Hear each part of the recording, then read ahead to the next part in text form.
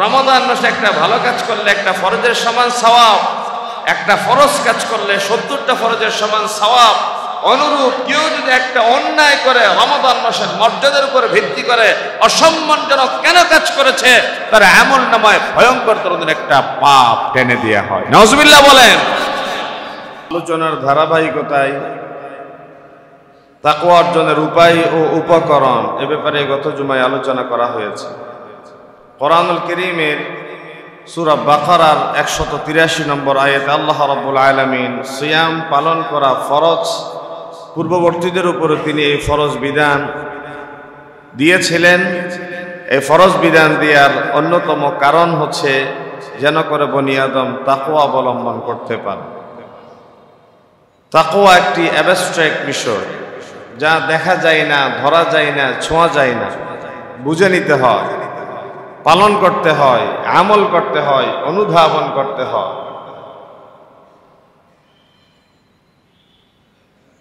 হযরত উবাই ইবনে কাব রাদিয়াল্লাহু তাআলা আনহুর সেই ঘটনাকে কেন্দ্র করেই আমরা আলোচনার অবতারণা করতে পারি।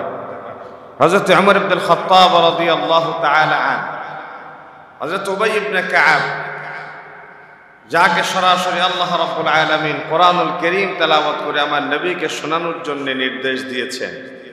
নবী করিম সাল্লাল্লাহু আলাইহি ওয়াসাল্লাম হযরত উবাই ইবনে কাব রাদিয়াল্লাহু তাআলা আনহুকে ডেকে বলছেন, হে উবাই, আল্লাহ নির্দেশ দিয়েছে তোমাকে, তুমি যেন আমাকে কোরআন তেলাওয়াত করে শোনাও।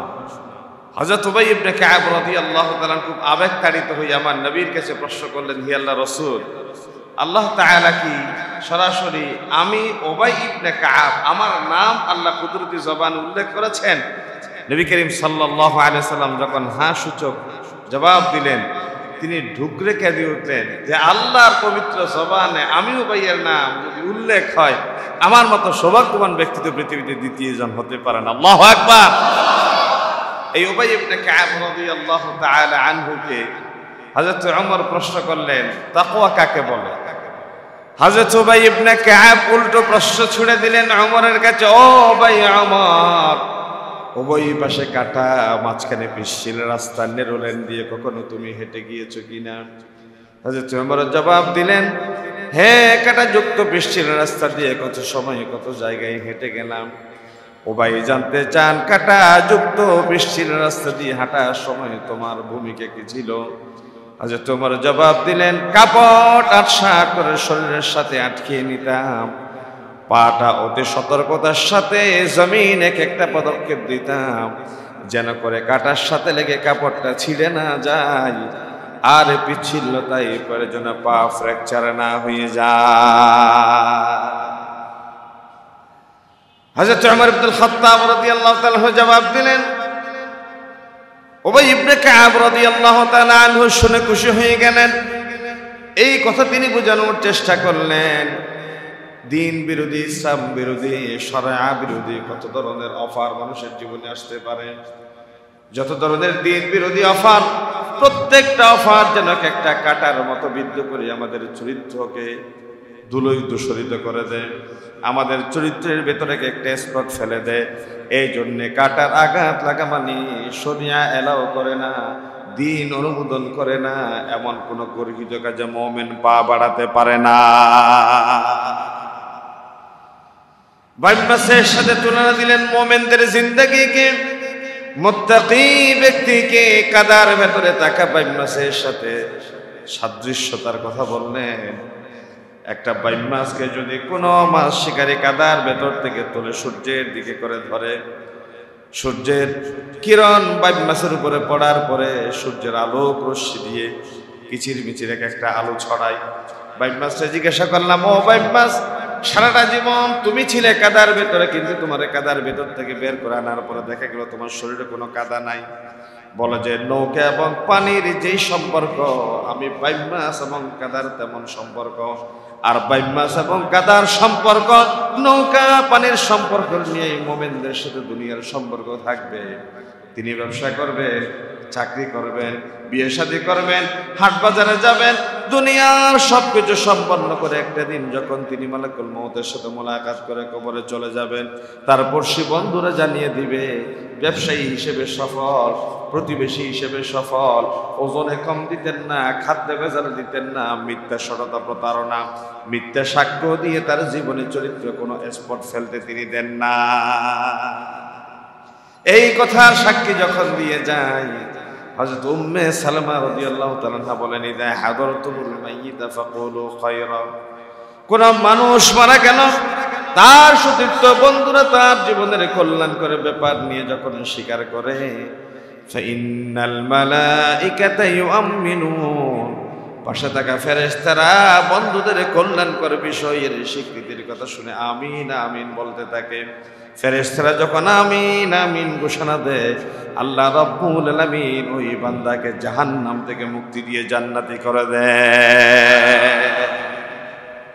এর নাম তাকওয়া, এর নাম আল্লাহ সচেতনতা, এর নাম ইমতিসালুল আওয়ামিরি ওয়া ইজতিনাবুন নাওয়াহি, আদিষ্ট বিষয়ের অর্জন, নিষিদ্ধ বিষয়ের বর্জন।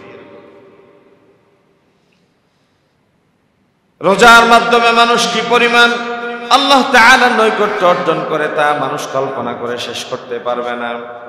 বিশ্বনবী সাল্লাল্লাহু আলাইহি ওয়াসাল্লাম বললেন, কুল্লু আমল ইবনে আদম লাহু ইল্লা সিয়াম, মানুষ যত আমল করে আমলের সমপরিমাণ তার সওয়াব দেয়া হয়, কিন্তু সিয়াম ছাড়া। ফাইন্নাহু লি ওয়া লা আজজি বিহি, আল্লাহ রাব্বুল আলামিন বলেন, সিয়াম পালন করে বান্দা আমার জন্য এবং তার সিয়ামের প্রতিদান দিয়ে আমি নিজ কুদরতি হাতে। আরেকটি হাদিসে আসছে, পৃথিবীর প্রত্যেকটা আমল একটা লৌকিকতার ইঙ্গিত বহন করতে পারে।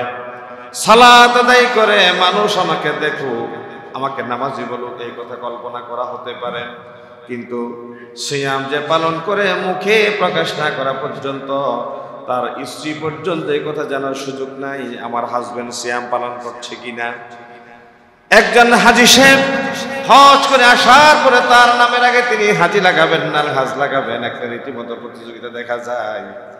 কিন্তু একজন রোজাদার বান্দা রোজা রাখার পরে তিনি যদি টায়ার্ড হয়ে গিয়েছেন, সেটা যদি মানুষকে না দেখায়, তাহলে রোজাদার এটা বোঝার কোনো সুযোগ আছে নাকি? একমাত্র রোজার ব্যাপারে মানুষ বোঝার কোনো সুযোগ নাই, জানার কোনো সুযোগ নাই।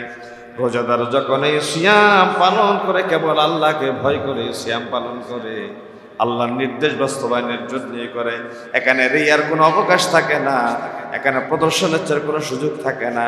এই জন্য বিশ্বনবী বললেন, রোজার ব্যাপারে আমার আল্লাহ বলেছেন, রোজা আমার জন্যে, রোজার প্রতিদান হয় নিজ হাতে দিব, অথবা আমি আল্লাহ নিজেই হয়ে যাব।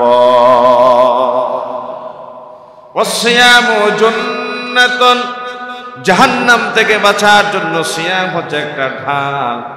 ওয়াইদা কানা ইয়াউমু সাওমি আহাদিকুম ফালা ইয়ারফুথ ওয়ালা ইয়াসখাব ফাইন সাবাহু আহাদুন আও কাতালাহু ফালিয়াকুল ইন্নী ইমরুন সায়ীম। তবে কোন ব্যক্তি? ওই ব্যক্তি যার সাথে কেউ ঝগড়া করতে আসলো, যে রোজা রেখে কোনো অশ্লীল কোনো শব্দ ব্যবহার করলো না, কারোর সাথে মন্দ কোনো কথা বললো না, গায়ে পড়ে কেউ যদি তার সাথে ঝগড়া করতে আসে, এমত অবস্থায় সে অপর ভাইকে বলে দেয়, ইন্নী ইমরুন সায়ীম, ভাই আমি এখন সায়েম অবস্থায় সিয়াম পালন করছি, তোমার সাথে ঝগড়া করার মন্দ কথা বলার সুযোগ এই মুহূর্তে আমার নাই। সুবহানাল্লাহ বলেন। তোমার ঝগড়ার জবাব দিয়া, তোমার সাথে কটু কথা বলা, তোমার সাথে অশ্লীল বাক্য ব্যবহার করার সে সুযোগ এখন এই মুহূর্তে আমার নেই। এই চিন্তা, এই দর্শন, এই চেতনা যে ব্যক্তি লালন করে, আল্লাহ তাআলা তাকে বলছে, আমি নিজেই প্রতিদান অথবা আমার কুদরতি হাতে তোমাকে প্রতিদান দেওয়া হবে। সুবহানাল্লাহ। ওয়াল্লাযী নাফসু মুহাম্মাদিন বিয়াদিহি, ওই পবিত্র সত্তার শপথ যার কুদরতি হাতে আমি মুহাম্মদের প্রাণ, লাখলুফু ফামিস সাইমি আতয়াবু ইনদাল্লাহি মির রিহিল মিস্ক, রোজাদারের মুখের দুর্গন্ধ আল্লাহ রাব্বুল আলামিনের দরবারে মেশকে আম্বরের সুঘ্রাণের চেয়ে আর বেশি পছন্দনীয় হয়ে যায়। রোজাদারের মুখের দুর্গন্ধ মিশকের চেয়ে আরো বেশি আল্লাহর কাছে প্রিয় হয়ে যায়। এখন যদি এই কথা চিন্তা করে কেউ বলে ভাই হাদিসে যেহেতু আসছে মজাদারের মুখের দুর্গন্ধ আল্লাহর কাছে বেশি প্রিয়, তাহলে আজকের থেকে আর ব্রাশ করব, মিসওয়াক করব, আজকের থেকে আমি শৌচকার্যের যে পবিত্রতা সেটা থেকে দূরে থাকবো, এমনটা করা যাবে? বলা হয়েছে মিসওয়াক করবেন, ব্রাশ করবেন, আপনি পবিত্রতা পরিষ্কার পরিচ্ছন্নতার যত সব পন্থা পলিসি আছে সব কিছু অবলম্বনের পরে দীর্ঘ সময় না খেয়ে থাকার দরুন স্টোমাক থেকে এক ধরনের একটা ঢেকুর একটা গন্ধ বের হয়, যেটা স্বাভাবিক গন্ধ না। ব্রাশ না করলে, পবিত্র না থাকলে, পরিচ্ছন্নতা না থাকলে যে গন্ধ, সেটা একটু বাজে গন্ধ, বিদঘুটে টাইপের গন্ধ, সেটার কথা বলা হয়। পরিচ্ছন্নতার পরেও দীর্ঘ সময় না খেয়ে থাকার দরুন প্রাকৃতিক যে একটা দুর্গন্ধ ছড়ায়, এই দুর্গন্ধকে বলা হয়েছে আল্লাহর কাছে মিশকের চেয়ে বেশি প্রিয়। কারণ এই গন্ধ অটোমেটিক্যালি না খেয়ে থাকার দরুন আল্লাহর পক্ষ থেকে হয়েছে। আর যেই বান্দা আল্লাহর সন্তুষ্টির জন্য না খেয়ে থেকে মুখে দুর্গন্ধ ছড়ায়, আল্লাহর কাছে ওই দুর্গন্ধ মিশকের চেয়ে প্রিয় হয়ে যায়। সুবহানাল্লাহ বলেন। লিসাইমি ফারহাতান, রোজাদারদের জন্য দুটো আনন্দের মুহূর্ত, ফারহাতুন ইনদা ফিতরিহি ওয়া ফারহাতুন ইনদা লিকাই রাব্বিহি। একটা সময় যখন সে ইফতারের সামনে নিয়ে বসে, সারাদিন সিয়াম পালন করল, মসজিদের মিনার থেকে মুয়াজ্জিন সাহেব এখনো হাইয়া আলাস সালাহ বলে ডাক দেয় নাই, হাতে ধরার সক্ষমতা আছে, মুখে রুচি আছে, পেটে ক্ষুধা আছে, চোখে জ্যোতি আছে, হাতে ধরা যায়, মুখে খাওয়া যায়, পেটে হজম করা যায়, তারপরে আল্লাহর সিগন্যালের অপেক্ষায় বনি আদম খাবার নাড়াচাড়া করে খাই না। আল্লাহ ফেরেশতাদের দেখিয়ে বলে, দেখ দেখ ফেরেশতারা আমার বান্দারা সারাদিন সিয়াম পালন করেছে নাকি উপবাস থেকেছে, খাবার সামনে প্রস্তুত, নাড়াচাড়া করে আমার নির্দেশ না যাওয়া পর্যন্ত তারা খাচ্ছে না। রোজাদার বলেন, সারাদিন রবের নির্দেশ বাস্তবায়নে যে খাবার সামনে নিয়ে বসে আছি, আমি যে গোলাম, আমার মুনিবের একটা বিধান মেনে নিলাম, এই মুহূর্তে আমার চেয়ে পরম সৌভাগ্যবান ব্যক্তি আর কে হতে পারে? এই মুহূর্তটা আমার কাছে 1000 কোটি টাকার চেয়ে বেশি প্রিয়। এক পরমা সুন্দরী মহিলা সামনে থেকে আসছে, আমার দেখার সুযোগ আছে, কিন্তু দেখার সাথে সাথে চক্ষু অবদমিত করলাম, নামিয়ে ফেললাম। এই যে চক্ষু অবদমিত করার পরে মনের ভেতর যে একটা অব্যক্ত আনন্দ, এটা এক পাল্লায় দিলে, 1000 কোটি টাকার এক পাল্লায় দিলে আমার অব্যক্ত আনন্দের পাল্লাটা ভারী হবে, ঠিক না?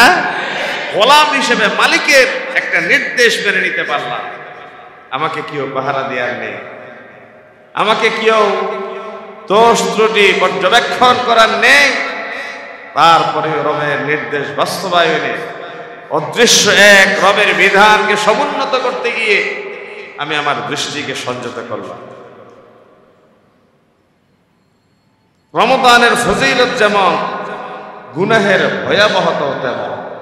2 নম্বর পয়েন্ট, অর্থাৎ বন্দর টিলার রাস্তায় দাঁড়িয়ে ঘরের ভেতরে গুনাহ করলে গুনার মাত্রা যেমন, আল্লাহর ঘর খানে কাবায়, মিনা মুজদালিফায়, আরফার ময়দানে গিয়ে গুনাহ করার মান কি তেমন? বলে না তেমন।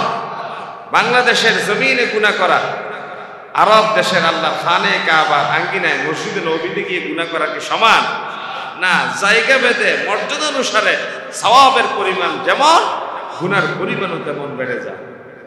ঠিক অন্যান্য মাসে একটা গুনাহ করলে একটা গুনাহ লেখা হয়, অন্যান্য মাসে একটা ভালো কাজ করলে 10টা নেকি দেয়া হয়, রমাদান মাসে একটা ভালো কাজ করলে একটা ফরজের সমান সওয়াব, একটা ফরজ কাজ করলে 70টা ফরজের সমান সওয়াব। অনুরূপ কেউ যদি একটা অন্যায় করে রমাদান মাসের মর্যাদার উপরে ভিত্তি করে অসম্মানজনক কেন কাজ করেছে, তার আমল নামায় ভয়ঙ্কর ধরনের একটা পাপ টেনে দেওয়া হয়। নাউজুবিল্লাহ বলেন।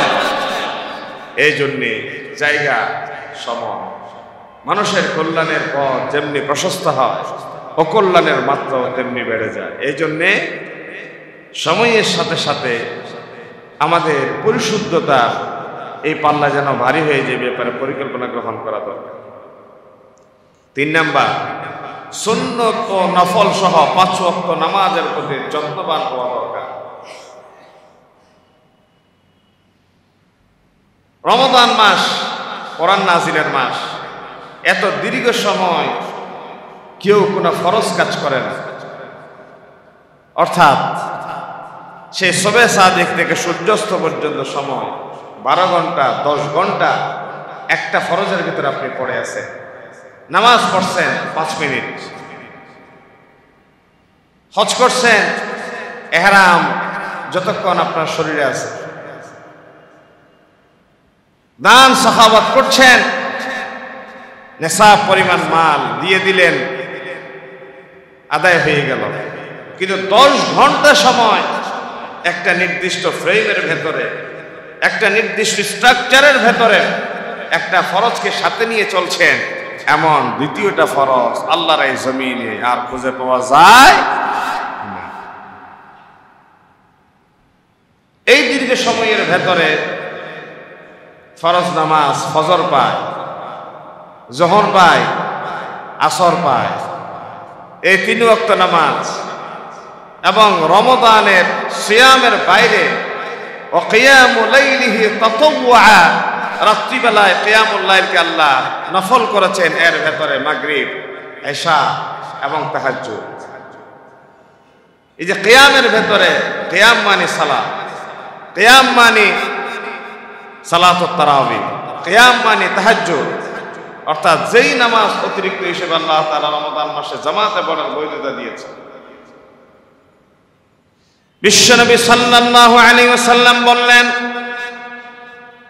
যেই মাসে কোরআন নাজিল হলো, একটি মাস যদি কেউ সচরাচর 150 ওয়াক্ত নামাজ জামাতে আদায় করতে পারে, প্রতিদিন 17 রাকাত ফরজ নামাজ, 3 রাকাত বিতির, 12 রাকাত সুন্নত মুআক্কাদা যদি প্র্যাকটিসিং এর ভেতরে থাকে, তাহলে বাকি 11 মাস তার ভেতরে ফরজ জামাত আদায়ের যে একটা তাড়না তৈরি হবে, সুন্নতে মুআক্কাদা নফল নামাজ আদায় করার যে একটা তাড়না তৈরি হয়ে যাবে, বাকি 11টি মাস পরিচালনার জন্য রমজান মাস যেন হয়ে যায় বান্দার ট্রেনিং পিরিয়ড।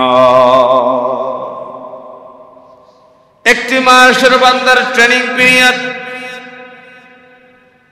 বিশ্ববিদ্যালয়ের শিক্ষক হিসেবে বিসিএস একজন ক্যাডার হিসেবে নিয়োগ হওয়ার পরে কিছুদিন সময় তার ট্রেনিং পিরিয়ড থাকে, বার্ডে নিয়ে গিয়ে প্রশিক্ষণ দেওয়া হয়, রাষ্ট্র কেমনে চালাবেন, সরকার কেমনে পরিচালনা করবেন, নানা দিক থেকে যেমনি তাদেরকে সহযোগিতা করা হয়, প্রশিক্ষণ দেওয়া হয়, ট্রেনিং এর আওতায় নিয়ে আসা হয়।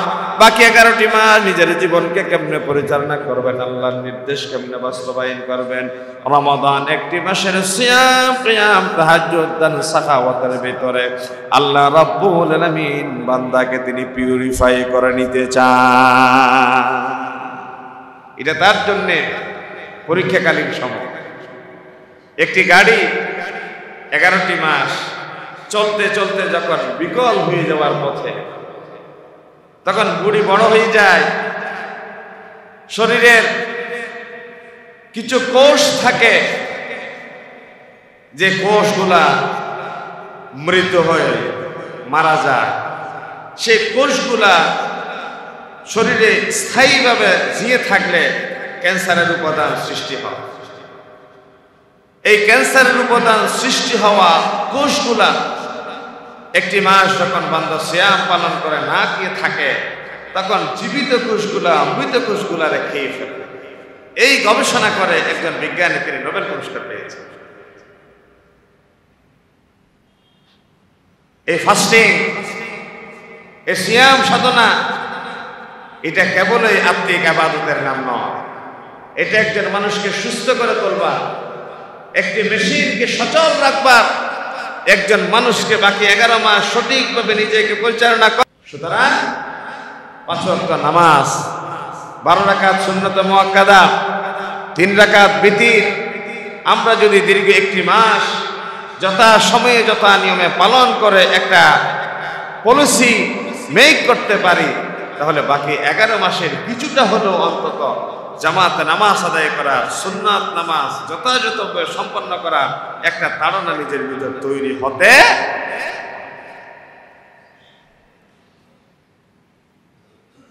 হযরত মুআয ইবনে জাবাল রাদিয়াল্লাহু তাআলা আনহুকে রাসূলুল্লাহ ইয়েমেনে গভর্নর করে পাঠাবেন। হযরত ইবনে আব্বাস রাদিয়াল্লাহু তাআলা আনহু হতে বর্ণিত হাদিস, নবী করিম সাল্লাল্লাহু আলাইহি ওয়াসাল্লাম মুআয ইবনে জাবালকে ডাকলেন, হে মুআয, তুমি যাও ইয়েমেনে। ফাকাল আদউহুম ইলা শাহাদাতি আল্লা ইলাহা ইল্লাল্লাহ, তিনি বললেন তাদেরকে তুমি আহ্বান করবা আল্লাহ ছাড়া কোনো ইলাহ নাই, ওয়া আন্নী রাসূলুল্লাহ, আর আমি মুহাম্মদ সাল্লাল্লাহু আলাইহি ওয়াসাল্লাম আল্লাহর রাসূল। প্রথম তিনি শিক্ষা দিলেন, ইয়েমেনে গিয়ে তুমি তোমার দাওয়াতের স্ট্র্যাটেজি কি হবে এভাবে করবা যে প্রথম আহ্বান করবা আল্লাহ ছাড়া কোনো ইলাহ নাই, মাবুদ নাই, কোনো উপাস্য নাই, আমি মুহাম্মদ সাল্লাল্লাহু আলাইহি ওয়াসাল্লাম আল্লাহর রাসূল। এই কথাটা তুমি তাদেরকে শিক্ষা দিবে। ফাইনহুম আতাউ লিযালিক, তুমি দেখতে পেলে আল্লাহর প্রতি বিশ্বাস, মুহাম্মদ সাল্লাল্লাহু আলাইহি ওয়াসাল্লামের অনুসরণ তাদের মনের ভিতরে বদ্ধমূল হয়ে গিয়েছে। একথা তুমি তাদের ভিতরে আমল থেকে বুঝতে পারলে। ফাআলিমুহুম, এই কথা জানার পরে তুমি তাদেরকে আবার জানিয়ে দাও, আন্নাল্লাহ ক্বাদ ইফতারাদা আলাইহিম খামসা সালাওয়াতিন ফি কুল্লি ইয়াউমিন ওয়া লাইলাতিন, একজন মানুষের দিনে এবং রাতে মিলে 5 ওয়াক্ত নামাজ ফরজ। কালিমার দাবি আদায়ের পরে তাদেরকে প্রশিক্ষণ দিয়ে দাও। প্রথম প্রশিক্ষণ কালিমার দাওয়াত। আওয়াজ দিয়ে বলবেন প্রথম প্রশিক্ষণ কিসের? কালিমা। একজন ভাই যদি ইসলাম গ্রহণ করে, ইসলামের আদ্যুপান্ত একসাথে তাকে এট এ টাইম শিক্ষা দিয়া থেকে আপনি বিরত থাকবেন পারেন না। তার কাছে বোঝা মনে হতে পারে, ভারী মনে হতে পারে।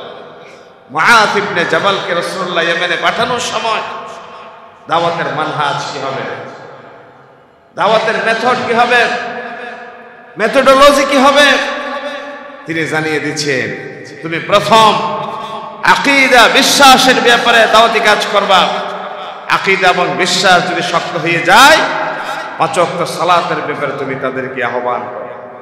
ফাইনহুম আতাউ লিযালিক, 5 ওয়াক্ত সালাত যদি তারা যথাযথভাবে পালন করে তুমি দেখতে পাও, সালাতের ব্যাপারে যদি তারা পাবন্দী হয়ে যায়, ফাআলিমুহুম আন্নাল্লাহ আফতারাদা আলাইহিম সাদাকাতান ফি আমওয়ালিহিম, 2 নম্বরে তোমার দায়িত্ব কর্তব্য হয়ে যাবে যার 7.5 ভরি স্বর্ণ, 52 তোলা পরিমাণ রৌপ্য খেয়ে দিয়ে 1 বছর অতিরিক্ত থাকবে, তাহলে শতকরা 2.5% করে তারা যেন গরিবদের হক হিসেবে যাকাত দিয়ে দেয়।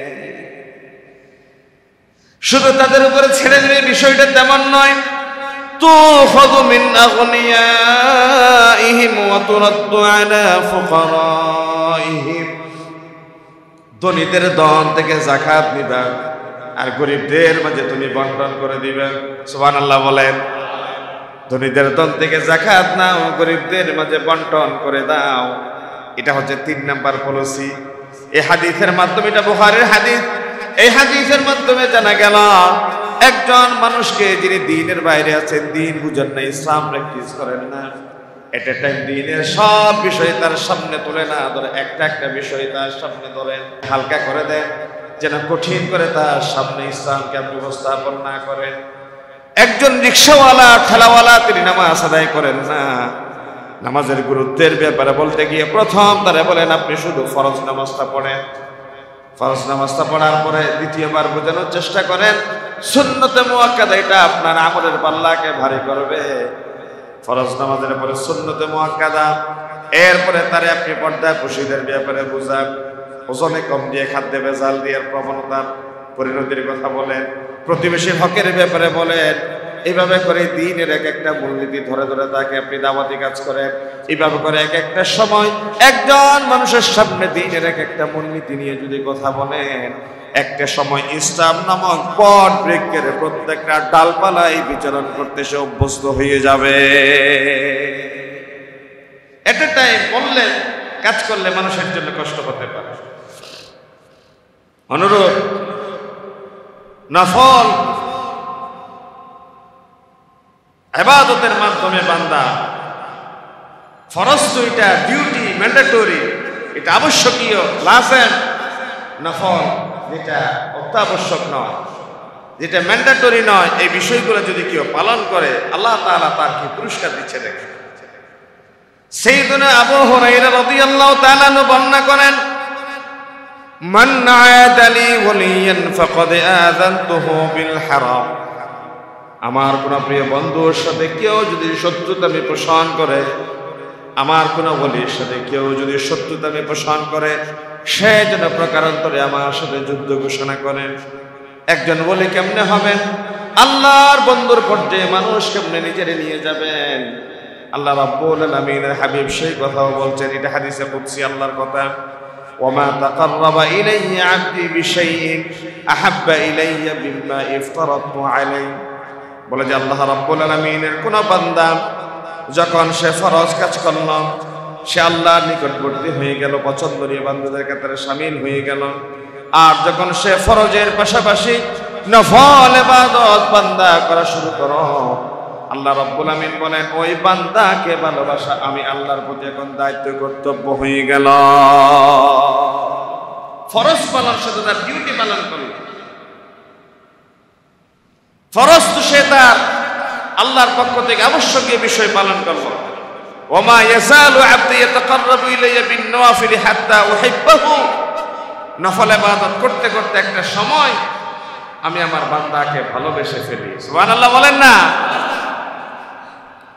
ফাইদা আহবাবতুহু, যখনই আমি আমার কোন বান্দাকে ভালোবেসে ফেলি, কুনতু সামআহু আল্লাযী ইয়াসমাউ বিহি, আমি তার কানে পরিণত হয়ে যাই যে কান দিয়ে সে শুনে। ওয়াবাসারুহু আল্লাযী ইউবসিরু বিহি, আমি তার চোখ হয়ে যাই যে চোখ দিয়ে সে দেখে। ওয়াদাহু আল্লাযী ইয়াবতিশু বিহা, আমি তার পা হয়ে যাই যে পা দিয়ে সে বিচরণ করে। আমি তার হাত হয়ে যাই যে হাত দিয়ে সে ধরে। ওয়ারিজলাহু আল্লাযী ইয়ামশি বিহা, পা হয়ে যাই যে পা দিয়ে সে চলে। ওয়া ইন সাআলানি লাউতিয়ান্নাহু, এমত অবস্থায় আমার কোন বান্দা যদি আমার কাছে কিছু একটা চেয়ে বসে, আমি আল্লাহ কসম করে বললাম আমার বান্দার চাওয়া দেরি আমি আল্লাহ দিতে তারে দেরি করি না। ওয়ালা ইন ইসতাআযানি লাউঈযান্নাহু, আমার বান্দা যখন আমার কাছে আশ্রয় প্রার্থনা করে আমি তার আশ্রয় দিই। ওমা তারাদ্দু আন শাইইন আনা ফাইলুহু তারাদ্দুদি আন নাফসিল মুমিনি, আমার কোন বান্দা যখন সে আমার নৈকট্য প্রাপ্তদের কাতারে শামিল হয়ে যায়, সে যা কিছু করতে চায় আমি আল্লাহ তা কিছু করা তার জন্য সহজ করে দিই। এবং একজন বান্দা সে তার বন্ধুর কাছে কোনো কিছু দিতে যতটা ইতস্ততা বোধ করে, একজন বন্ধু আরেকজন বন্ধুর কাছে কিছু একটা দিতে চাইলো বা কিছু একটা চাইলো, সে দিতে পারে নাই, ইতস্ততা বোধ করলো। বলে আমার কোন প্রিয় বান্দা যখন আমার কাছে চাইলো, আমি যদি আমার বান্দার চাওয়াটা পূর্ণ না করি, ওই বন্ধু হচ্ছে আমি আল্লাহ তার কাছে বেশি ইতস্ততা বোধ করি।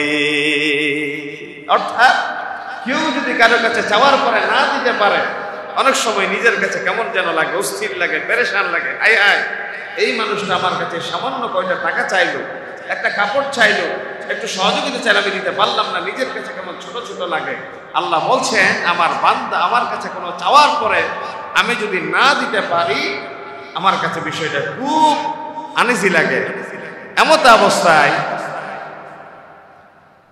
ইয়াকরাহুল মাউতা ওয়া আনা আকরাহু মাসাআতাহু, আমার বান্দাকে আমি ডাক দিয়ে আমার কাছে নিয়ে আসি, যদিও সে মৃত্যুকে অপছন্দ করে, কিন্তু আমার পছন্দ হচ্ছে আমি তার আমার কাছে নিয়ে এসে মৃত্যু দিয়ে তারা আমার বন্ধু বানিয়ে নিই। তাহলে মৃত্যু তার অপছন্দ, আমার পছন্দ, তাহলে আমার পছন্দকে প্রাধান্য দিয়ে আমি তার মৃত্যু দিয়ে আমার কাছে নিয়ে আসি। সুবহানাল্লাহ বলেন।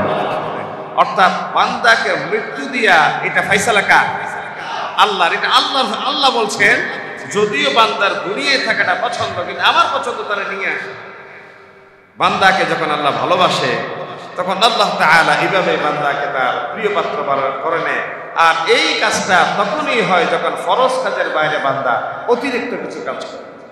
এই অতিরিক্ত কাজের ভেতরে আমরা কি কি পাই? নাম্বার 1 কোরআন তেলাওয়াত। নাম্বার 1 এই মাসে আল্লাহ তাআলা কোরআনুল কারীম নাযিল করেছে। ইত্তাফাকা আহলুল ইলমি আলা আন্না আফদালায যিকর হুয়াল কোরআনুল কারীম।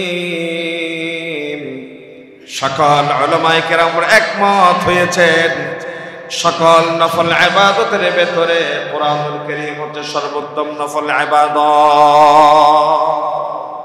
সকল নফল কাজের ভেতরে শ্রেষ্ঠ কাজ কি? কোরআন তেলাওয়াত। ওয়া কানা ইয়ালকাহু ফি কুল্লি লাইলাতিন মিন রমাদান ফায়ুদারিসুল কোরআন। রমাদান মাস যখন আসতো নবীজি জিবরিলকে কোরআন তেলাওয়াত শোনাতেন। জিবরিল আমার নবীকে কোরআন তেলাওয়াত শোনাতেন। যিনি সাহেবুল কোরআন, যিনি হামিলুল কোরআন, যাকে আল্লাহ তাআলা কোরআনুল কারীমের আদলে দুনিয়া সৃষ্টি করেছেন, সেই নবী বলছেন যখনই রমাদান মাস আসতো আমি দরস তদরিসে বসে যেতাম, আমি জিবরিলকে কোরআন শোনাই। জিবরিল আমি মুহাম্মদ সাল্লাল্লাহু আলাইহি ওয়াসাল্লামকে কোরআন তেলাওয়াত করে শোনাই। অর্থাৎ হেফাজে কেরামরা একজন আরেকজনের সাথে যেভাবে কোরআনুল কারীম চর্চা করে, আমরা দুইজন একজন আরেকজনের সাথে কোরআন চর্চা করতাম। এরপরে নফল ইবাদতের অন্যতম বেশি বেশি দান সাদাকা করা, বেশি বেশি দান সাদাকা করা। বিশ্বনবী বললেন ইন্নাস সাদাকাতা লা তুদফি গাদাবার রাব্বি ওয়া তাদফাউ মিতাতাস সু। আল্লাহ রাব্বুল আলামিন বান্দার উপর কোন বিষয়ে যখন রেগে যান, বান্দা যদি আল্লাহর রাগকে প্রশমিত করতে চান, তখন তার প্রশমিত করার অন্যতম উপায় সে যেন আল্লাহর পথে দান করে। সুবহানাল্লাহ বলে। আর এই দানের মহোৎসব চলছে এই রমাদান মাসে। এই রমাদান মাস দানকে বহুগুণে আল্লাহ তাআলার কাছে বুঝিয়ে দেওয়ার মাস, বর্ধিত পরিমাণে বিনিময় পাওয়ার মাস। আমি গত রাতেও বলেছি, আমাদের বাইতুল শরফে পটিয়া দাখিল মাদ্রাসার যিনি সহসুপা, আমার বন্ধুবর মৌলানা সরওয়ার হোসেন রাশেদি, সম্ভাবনাময় একজন দায়ী, ভালো আলেম, তিনি ব্লাড ক্যান্সারে আক্রান্ত হয়ে চট্টগ্রাম মা ও শিশু হসপিটালে ভর্তি আছে। আমি আমার ইমাম সাহেব হুজুরের সহযোগিতায় বাইরে কিছু ভাইকে কিছু প্যাকেট নিয়ে দাঁড়া করিয়ে দিয়েছি। এটা আমি শেষে বসে বলতাম, মাঝখানে প্রসঙ্গক্রমে আসছে। যারা পারেন, আমি গতকাল আপনাদের কাছে আরো কিছু সহযোগিতা আশা করেছি, কারণ এটা আমার নিজের ব্যাপার, ইজ্জতের ব্যাপার। আর আমি তো পার্সোনালি আপনাদের কাছে জীবনে কোনোদিন চাইব না ইনশাআল্লাহ। আমি পার্সোনালি আল্লাহর কাছে সাহায্য চাই, আল্লাহ আমাকে উপরে রাখো। কাল ইয়াদুল আলিয়া খায়রুম মিন ইয়াদিস সুফলা, বুখারীর হাদিস, ওই হাত উত্তম যে হাত দেয়, ওই হাতের চেয়ে নিম্নমানের যে হাত নেয়। তো আমরা চাইব না কোনো সময় আল্লাহ আমাদেরকে নেয়ার তালিকায় রাখো। আমিন বলেন না? এটা অন্তত আলেম ওলামা যারা, তাদের জন্য দোয়া করবেন, কারণ আলেম ওলামারা যদি হাত টানার এই কাতারে চলে যায়, সাহস নিয়ে কথা বলতে পারবে, সাহস নিয়ে কথা বলার হিম্মত হারিয়ে ফেলে। এই জন্য আমাদের জন্য দোয়া করবেন। তো আমি আশা করি, আমি যখন পার্সোনালি কোনো ব্যাপারে কথা বলবো, আমার আলিশার প্রতি একটা আবদার থাকতে পারে, পারে না? কথা বলে না, আবদার করতে পারে কিনা? আমি একজন আপনাদের ভাই হিসেবে, খাদেম হিসেবে একটা আবদার করলে আপনাদের বুঝতে হবে নিজের জন্য তো কিছু চাইব না, কারোর জন্য যখন কিছু চাইব এই বিষয়টা একটু গুরুত্ব দিয়ে দিবেন আমি আশা করি। কারণ আলিশা এই মসজিদে গত 2 সপ্তাহ আগেও একজন ভাই বোয়ালখালী থেকে এসেছেন, বলে যে আমি আলিশা মসজিদে গিয়ে নামাজ পড়ব। বাঁশখালী থেকে এসেছেন, দূর দূরান্ত থেকে লোকজন এই মসজিদে নামাজ পড়তে আসে। অসুস্থ মানুষ কি পরিমাণ যে আমার প্রিয় রোকন ভাইয়ের কাছে আসেন দোয়ার জন্য, এটা মানুষ মনে করে আমাদের একটা ফু নিলে, একটু মাথায় হাত বুলাই নিলে, একটু মসজিদে নামাজ পড়লে এটা মানুষের ধারণা আর কি, এটা আমাদের কোনো কারামত নয়। এটা আমি বলি যে এটা আমি নিরুৎসাহিত করি, সব সময় আমি নিরুৎসাহিত করি এই সকল ব্যাপারে। তারপরেও তো মানুষজন আমাদের কাছে চলে এসে হুজুর একটা ফু দেন, একটু দোয়া করেন, এটা মানসিক শান্তি, যে যাকে পছন্দ করে।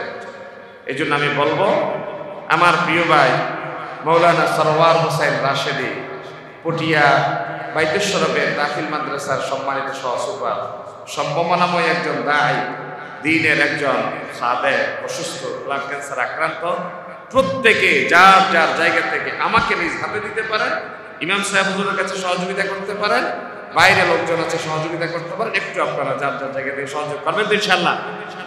একজন আলেম এখনো প্রাইমারি স্টেজে আছে, চাইলে বা তার টাকা যদি থাকতো আমি বলতাম না তার অত বেশি টাকা। তারপরে 4 নম্বরে নবী করিম সাল্লাল্লাহু আলাইহি ওয়াসাল্লাম বলছেন, কানা রাসূলুল্লাহ সাল্লাল্লাহু আলাইহি ওয়াসাল্লাম আজওয়াদান নাস, মানুষের মাঝে আমার নবী হচ্ছেন সবচেয়ে বেশি দানশীল। ওয়া কানা আজওয়াদু মা ইয়াকুনু ফি রমাদান হিনা ইয়ালকাহু জিবরিল, জিবরিল প্রতি রমাদানে আমার নবীর সাথে কোরআন তেলাওয়াতে বসে যেতেন। আর জিবরিল যখন নবীজির সাথে সাক্ষাৎ করতেন, বলে যে এমনি তো আমার নবীর দানের পাল্লাটা সব সময় ভারী থাকতো, জিবরিল সাক্ষাতের পরে দানের পাল্লাটা দক্ষিণ দিক থেকে এমনি তো মন্দ বাতাস জমে প্রবাহিত হয়ে যায়, আমার নবীর দানের হাত তার চেয়ে বেশি দ্রুত বেগে প্রবাহিত হয়ে যেত। সুবহানাল্লাহ। ফালা রাসূলুল্লাহ সাল্লাল্লাহু আলাইহি ওয়াসাল্লাম আজওয়াদু বিল খাইরি মিনার রিহিল মুরসালা, দক্ষিণ দিকের বাতাস যেমনি গতি কোনো সময়ে কমে না, এই যে অনবরত গতি নিয়ে চলা বাতাসের মতো আল্লাহ রাব্বুল আলামিনের হাবিব দান করতে থাকতেন। এরপরে ইস্তেগফার করা, রমাদান মাসে আমাদের ইফেক্টিভ করার জন্য নফল ইবাদতের অন্যতম ইস্তেগফার। কি পারবো? আস্তাগফিরুল্লাহ ওয়া আতুবু ইলাইহি, বলেন আস্তাগফিরুল্লাহ ওয়া আতুবু ইলাইহি, আস্তাগফিরুল্লাহ ওয়া আতুবু ইলাইহি। সব সময় এটা মুখে রাখবেন, যেখানেই যান আস্তাগফিরুল্লাহ ওয়া আতুবু ইলাইহি, আল্লাহুম্মা সাল্লি ওয়া সাল্লিম ওয়া বারিক আলাইহি, সব সময় পড়তে থাকবেন। কাজ করেন, কিছুক্ষণ পর পর পড়বেন আল্লাহুম্মা সাল্লি ওয়া সাল্লিম ওয়া বারিক আলাইহি, আস্তাগফিরুল্লাহ ওয়া আতুবু ইলাইহি। একটু আবেগ দিয়ে পড়বেন, ভেতর থেকে পড়বেন। বিশ্বনবী বললেন, মান লাযিমাল ইস্তিগফার জাআলাল্লাহু লাহু মিন কুল্লি দিকিন মাখরাজা ওয়া মিন কুল্লি হাম্মিন ফারাজা ওয়া রাযাকাহু মিন হাইসু লা ইয়াহতাসিব। যে ব্যক্তি ইস্তেগফার করবেন, আল্লাহ রাব্বুল আলামিন এমন জায়গা থেকে রিজিকের ব্যবস্থা করবেন সে কল্পনা করতে পারবে না। যত দুঃখ পেরেশানি থাকবে সব কিছুর ঊর্ধ্বে তারে তুলে দিবেন, এবং আল্লাহ রাব্বুল আলামিন এই জমিনে যত বিপদ হতে পারে সব বিপদ থেকে তারা মুক্তির ব্যবস্থা করে দিবে। বিপদ থেকে মুক্তি দিবেন, দুশ্চিন্তা থেকে উদ্ধার করবেন, এবং এমন জায়গা থেকে রিজিক দিবেন সে কল্পনা করতে পারবে না। এরপরে সমস্ত আমল বিশুদ্ধ নিয়তে করা অপরিহার্য, তাকওয়া অর্জনের অন্যতম উপায়। সব আমল হবে কার জন্যে? বলেন, সব আমল হবে কার জন্যে? রমজান মাসে সিয়াম যেমনি অদৃশ্য এক রবের জন্যে, আমরা কোরবানির সময় কত বিশাল দেহী পশু কোরবানি দিলাম, কত রক্ত প্রবাহিত হলো, সেটা আল্লাহর কাছে বিবেচ্য বিষয় নয়। এই যে কোরবানি দেওয়ার উদ্দেশ্যটা কি আল্লাহর কাছে সেটি বিবেচ্য বিষয়। লা ইয়ানালুল্লাহু লুহুমুহা ওয়ালা দিমাউহা ওয়ালাকিন ইয়ানালুহুত তাকওয়া মিনকুম। এভাবে করে আমরা এই রমাদান মাসকে ইফেক্টিভ করার চেষ্টা করব। আল্লাহ রাব্বুল আলামিন আমাদেরকে বুঝে মেনে আমল করার তৌফিক দান করে, বলি আমিন। মোহাম্মদ আলী সাহেব একজন ভাই উমরায় যাচ্ছেন, সব এই মসজিদে নিয়মিত নামাজ পড়তেন, ইন্তেকাল করেছে, সাতকানিয়ার মানুষ দোয়া চেয়েছেন সবার কাছে, পরিবার আল্লাহ তাআলা যেন বান্দাকে মাফ করে দেন, বলি আমিন। ছোট্ট একটা আবেদন, ইসলামী ব্যাংক মানবতার কল্যাণে কাজ করে সব সময়। এই বন্দর টিলা শাখা নয়, শুধু সারা বাংলাদেশ ইসলামী ব্যাংক নতুন করে 5টি বিষয় নিয়ে ইসলামিক ব্যাংকিংকে মানুষের ঘরে ঘরে পৌঁছে দিতে তারা নতুন করে কার্যক্রম শুরু করেছে। মুদারাবা ওমরা সেটিংস স্কিম, ওমরা যারা করতে চান ওমরাকারীদের জন্য ছোট ছোট একটা প্রজেক্ট, হজ সেভিংস এসেট ওনারা চালু করেছেন। ক্যাশ ওয়াকফ, অর্থাৎ একজন আরেকজনকে টাকা দিলে খেয়ে ফেলে মেরে চলে যায়, কিন্তু একটা ক্যাশ ওয়াকফ সিস্টেম আছে, আপনি দিয়ে গেলেন কিয়ামত পর্যন্ত এই ক্যাশটাকে কেউ ভাঙতে পারবে না, উজ্জ্বল করতে পারবে না। প্রফিটটা আপনি যেখানে বলে দিলেন মসজিদে আসবে, আপনার জনকল্যাণমূলক কাজে যাবে, ওই কাজে যাওয়ার জন্যে। 4 নাম্বার, আমরা বিয়ের মাহারানা নির্ধারণ করি। এই বিয়ের মাহারানা যদি কেউ গড়িমসি করি তাহলে কবিরা গুনার পর্যায়ে পৌঁছে যায় একটা সময়। সেই বিয়ের মাহারানার একটা অ্যাকাউন্টের ব্যবস্থা রেখেছেন ওনারা। এইভাবে করে কেউ বিয়ে করতে চান, এখন থেকে আমি নিয়োগ করলাম যে ক্যাশ টাকা দিয়ে যৌতুক মুক্ত বিয়ে করব, তাহলে তাদের জন্য ওনারা একটা এই অ্যাকাউন্টের ব্যবস্থা করেছে। আমাদের ভাইয়েরা আপনাদের পাশে আছে, যে কোনো সময় আপনারা ওনাদের সহযোগিতা নেওয়ার জন্য পাশে যেতে পারেন। IUB media.